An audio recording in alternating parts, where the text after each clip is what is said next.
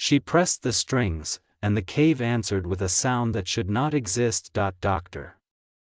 Elena Vasquez had spent 11 years reconstructing an ancient musical score that had been buried underground for 3,000 years. It's a fascinating location. This is something you would think would only exist in the world of science fiction and fantasy. In the 17 minutes it took to play the piece, 3 people left the chamber in tears. 2 recording devices captured frequencies that engineers still cannot explain. And the skeptic who had called her work a fraud sat in stunned silence before apologizing for everything he had ever said. The frequency she released that night wasn't music in any modern sense. It was something the ancient world had created and then deliberately hidden from human ears, and now we need to talk about why. The ceramic fragments were first pulled from a limestone cave in southern France in 1974. A team of archaeologists had entered the cave looking for Paleolithic artwork. They found stunning paintings of bison and horses dating back 15,000 years. Most of the cave art depicts animals that humans would have encountered or hunted during the Ice Age: mammoths, horses, lions, bears, and deer, but scattered across the cave floor, half buried in sediment. They also discovered dozens of ceramic shards covered in strange geometric markings. The lead archaeologist, Dr. Henry Bont, examined them briefly and catalogued the pieces as decorative pottery fragments. He packed them into crates and shipped them to a university basement in Lyon. For the next 37 years, they sat collecting dust on a storage shelf while the academic world focused on the cave paintings instead. In 2011, a graduate student named Elena Vasquez was hired to digitize the university's archaeological archive. It was tedious work. Thousands of artifacts needed to be photographed and catalogued. When she reached the crates from the 1974 expedition, she almost skipped them entirely. Broken pottery wasn't exactly exciting. But something about the markings caught her attention. They weren't random scratches or simple decoration. They followed a deliberate, repeating pattern that reminded her of something she had seen before. Vasquez had studied ancient music notation as an undergraduate. She recognized the structural logic of a musical score when she saw it. Over the next 3 months, she photographed every fragment and began arranging the digital copies on her computer screen. Piece by piece, the puzzle came together. What emerged was a complete musical composition using a notation system that predated anything in the historical record by at least 1,000 years. Radiocarbon dating and other methods have shown that most art from this period is less than 40,000 years old and was created by Homo sapiens. She brought her findings to the department head, Professor Marcus Webb, expecting excitement. Instead, she got laughter. "He told me I was hallucinating patterns," Vasquez recalled in a 2024 interview. "He said graduate students always want to discover something revolutionary, and I was just seeing what I wanted to see." He called it kiln damage and natural weathering. Professor Webb didn't just dismiss her privately. He published a paper in a respected archaeology journal arguing that the ceramic markings were meaningless. He described Vasquez's interpretation as an embarrassing example of confirmation bias. The academic community largely agreed with him. Her funding was revoked. Her dissertation committee pressured her to change topics. 2 universities rejected her transfer applications after Webb's paper circulated, but Vasquez refused to abandon the project. She took a job teaching high school music during the day and continued her research at night. Using spectral analysis software and consulting with experts in ancient Middle Eastern musical traditions, she slowly decoded the notation system. What she found was extraordinary. The score contained 22 distinct symbols representing 22 distinct tones. This mattered enormously. Modern Western music divides an octave into 12 notes, the system we've used for centuries. But ancient Indian classical music uses a different approach, dividing the octave into 22 microtonal intervals called shrutis. These microtones exist in the spaces between the notes we're familiar with. Our ears aren't trained to hear them. Someone thousands of years before recorded history had carved a complete microtonal composition into ceramic and sealed it inside a cave. The question was why. This place was discovered by cavers in 1994 and then closed off to the public immediately. Very few people have ever been allowed in, but it's absolutely spectacular. The reconstruction effort consumed the next 11 years of Elena Vasquez's life. She faced 3 seemingly impossible challenges. First, she had to fully decode the notation system, which had no known parallel anywhere in archaeology. Second, she needed to determine what instrument the score was written for. Third, she had to build that instrument from materials and techniques authentic to the period. There were entire years where I made no progress, she admitted. My marriage fell apart. I moved 4 times chasing whatever academic position would let me keep working. I taught piano lessons to teenagers just to pay rent. My mother asked me every Christmas when I was going to give up and get a real job. But I couldn't stop. Those markings felt alive to me. They felt urgent, like they were waiting for someone to finally hear them. The breakthrough came in 2019 through an unlikely connection.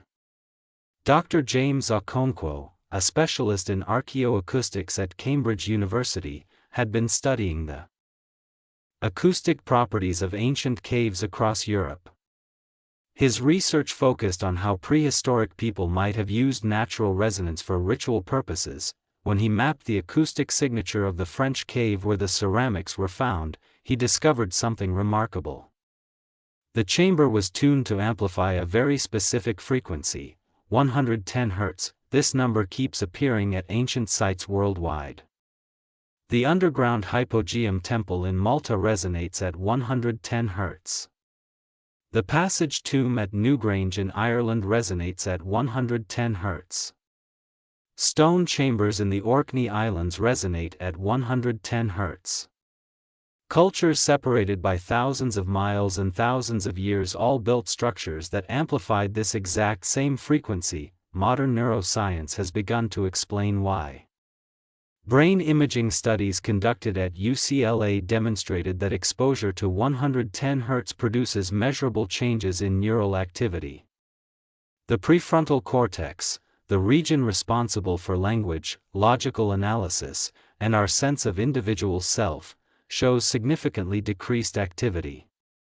Meanwhile, the temporal lobes, associated with emotional processing and what researchers carefully term spiritual experiences, become highly active. In simple terms, this frequency shifts the brain from thinking mode to feeling mode. It's a neurological doorway to altered consciousness, and ancient builders apparently knew exactly how to construct it. Dr. Okonkwo contacted Vasquez after reading about her ceramic score research in an obscure academic newsletter. Their collaboration changed everything. The cave wasn't just a storage location, Okonkwo explained in a joint interview. It was purpose-built as an acoustic chamber. The score wasn't hidden there randomly. It was written specifically for that space. The music and the architecture were designed as a single integrated system. Together they reconstructed a 9-stringed lyre based on instrument fragments found at the same archaeological site. The tuning required months of adjustment to produce the 22 microtones indicated in the score. By early 2024, they were finally ready to attempt a complete performance. The plan was to play the score inside the original cave, using the natural acoustics the ancient composers had intended. It's like you are becoming one with the instrument in a very true way. You just sit and go. French authorities granted special access. Recording equipment was arranged, and after some negotiation, Professor Marcus Webb agreed to attend as an observer. I wanted to be there when it failed, Webb later admitted. I was certain nothing significant would happen. I thought I'd finally have proof that the whole project was fantasy. The first complete performance took place on March 15, 2024, starting at 9:47 p.m. local time. 6 people were present in the cave chamber. Dr. Vasquez would perform. Dr. Okonkwo managed the acoustic monitoring. Dr. Sarah Chen, a neuroscientist from Stanford, attached biosensors to each participant to track physiological responses in real time. 2 audio engineers, Mark Reeves and David Holbrook, operated the recording equipment. Professor Webb sat against the cave wall with his arms crossed, waiting to be vindicated. The cave was cold and completely dark except for carefully positioned LED panels. The ancient paintings watched from the walls. 15,000 years of silence pressed down on the chamber. Hundreds of images adorn the walls. They're surprisingly sophisticated, but these were painted 35,000 years ago by early humans. Vasquez lifted the reconstructed lyre. She positioned her fingers on the strings. She took a breath and played the first note. The sound that emerged was nothing anyone expected. It didn't simply fill the cave. It became the cave. The tone resonated from the stone itself, reflecting and amplifying until the air felt thick with vibration. The biosensors immediately registered changes. Within 30 seconds, all 6 heartbeats had synchronized to the same rhythm. Skin conductance spiked across the board. I felt it in my teeth first, Okonkwo recalled, then in my sternum. It was like standing inside a bell the size of a building. The sound wasn't coming from the instrument anymore. It was coming from everywhere. Vasquez moved through the first movement of the score.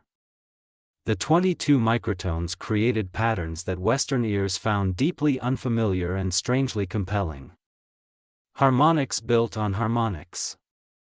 The cave walls added natural reverb that extended each note into the next. Audio engineer Mark Reeves later described it as hearing music in 3 dimensions for the first time.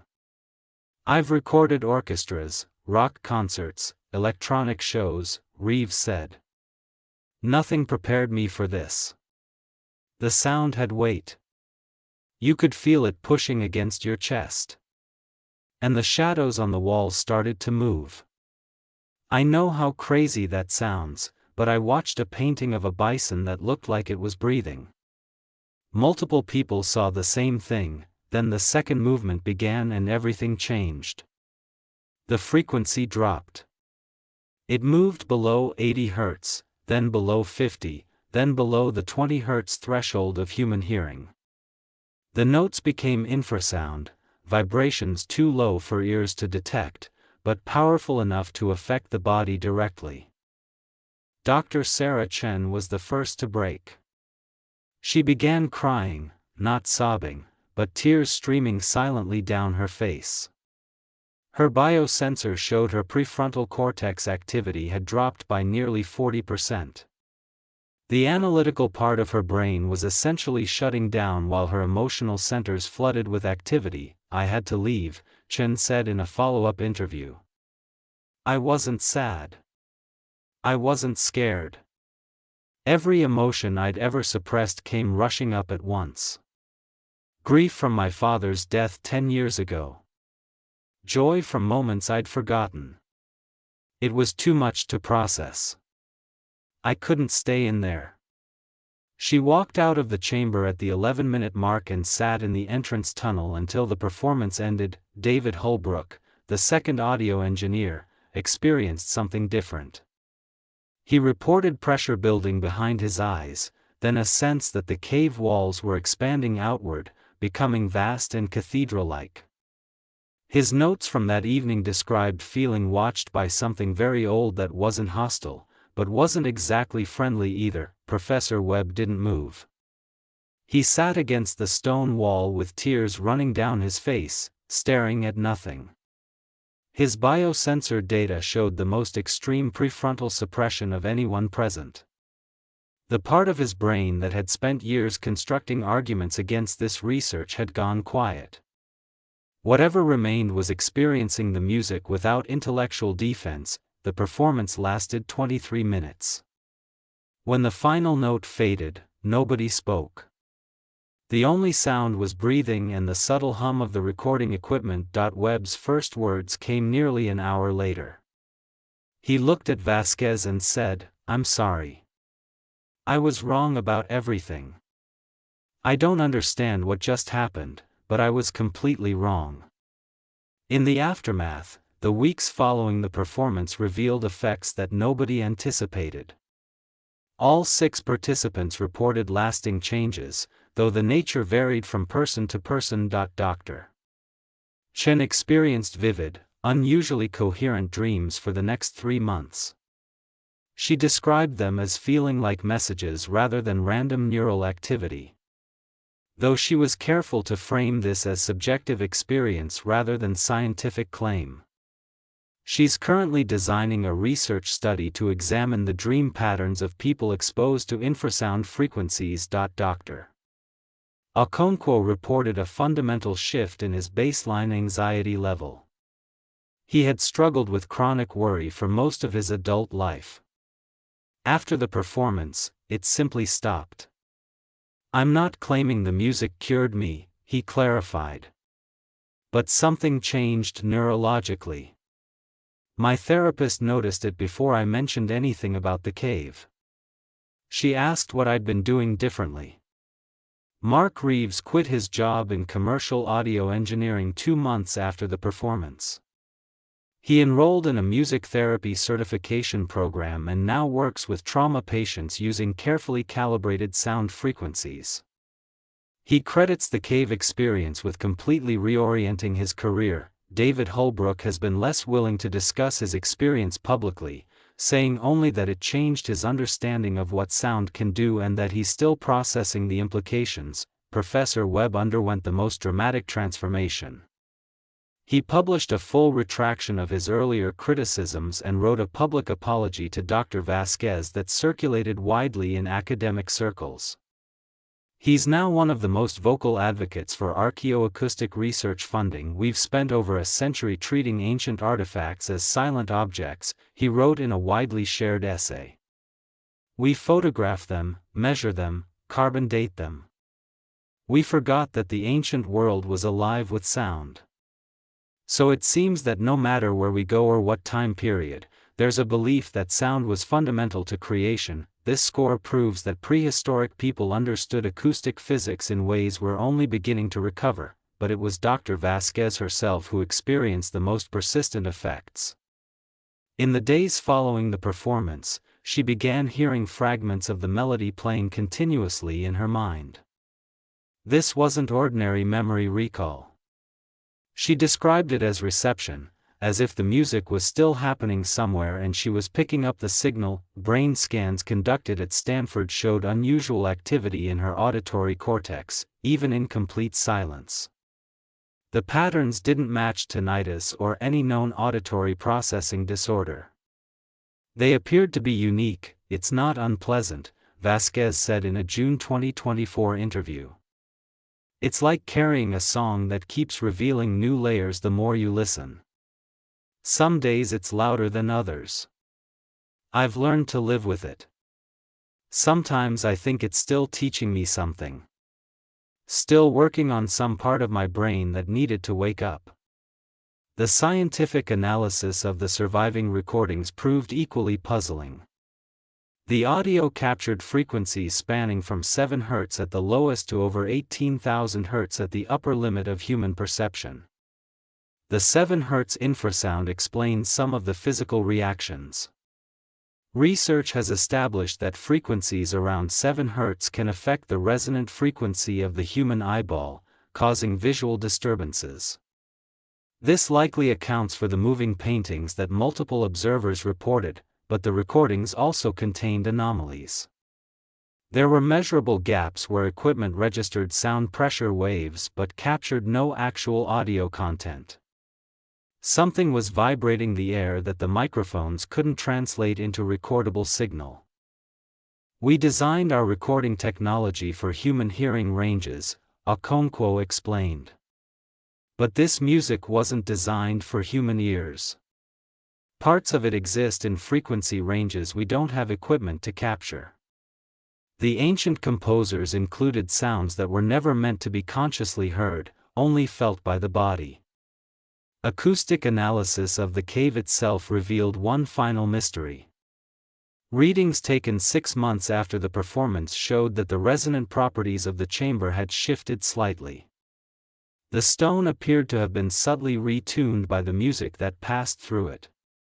No one has been able to explain how this is possible. What comes next? The ceramic score is now housed in a climate-controlled secure facility at Cambridge University. Access requires special authorization. Dr. Vasquez has performed the complete piece twice more under controlled laboratory conditions, but never again in the original cave. Both subsequent performances produced similar effects in listeners, though participants described the intensity as somewhat diminished outside the acoustic environment the music was designed for. A formal research program has been established to study the score's properties and effects. The early findings are compelling. The 22-tone microtonal system creates acoustic interference patterns that don't occur in standard 12-tone music. These patterns appear to synchronize brain wave activity across multiple listeners in ways that researchers are still working to understand. The implications for music therapy, treatment of anxiety disorders, and perhaps even neurological rehabilitation are being carefully explored. The cave site in southern France has been sealed to public access. French cultural authorities cited preservation concerns, but Dr. Okonkwo believes there's another factor at play. They're being cautious, and I understand why, he said. We don't fully understand what this music does to people. The ancient composers marked certain passages of the score with symbols we haven't decoded yet. They look like warnings. Until we know what those warnings say, some caution is appropriate. Dr. Vasquez continues her research. Secondary ceramic fragments from the same site may contain additional compositions. She's also investigating connections between the French score and acoustic features found at other prehistoric sites across Europe. A pattern is emerging that suggests ancient people possessed sophisticated knowledge of sound manipulation that was deliberately encoded and hidden. This wasn't entertainment, Vasquez said in her most recent public lecture. This was technology, acoustic technology designed to alter human consciousness in specific, predictable ways. The people who created it understood the brain at a level we're only now catching up to with modern neuroscience. They buried this underground intentionally. They marked it with warning symbols. And 3,000 years later, we dug it up and played it anyway. The melody continues to echo in her mind. The intensity fluctuates but never fully fades. Sometimes I wonder if the music is finished with me, she said in a recent interview, or if I'm still being changed by something that was set in motion thousands of years ago. Maybe that's the real purpose of these frequencies. Not just to create a momentary experience, but to start a process that continues long after the last note stops. The ceramic fragments sit in their controlled environment in Cambridge, covered in markings that took 37 years to notice and 11 more to decode. There are still sections of the score that haven't been performed, passages marked with those untranslated warning symbols that no one has been willing to play yet. Vasquez says she'll attempt them eventually, but not yet. We need to understand what we've already released into the world first, she said. Then we can talk about going deeper. The cave remains sealed. The 15,000-year-old paintings still watch from the walls in darkness. And somewhere in that silence, the stone still hums at 110 Hz, holding the memory of frequencies that were never meant for human ears, waiting for the next person who decides they need to hear what shouldn't be heard.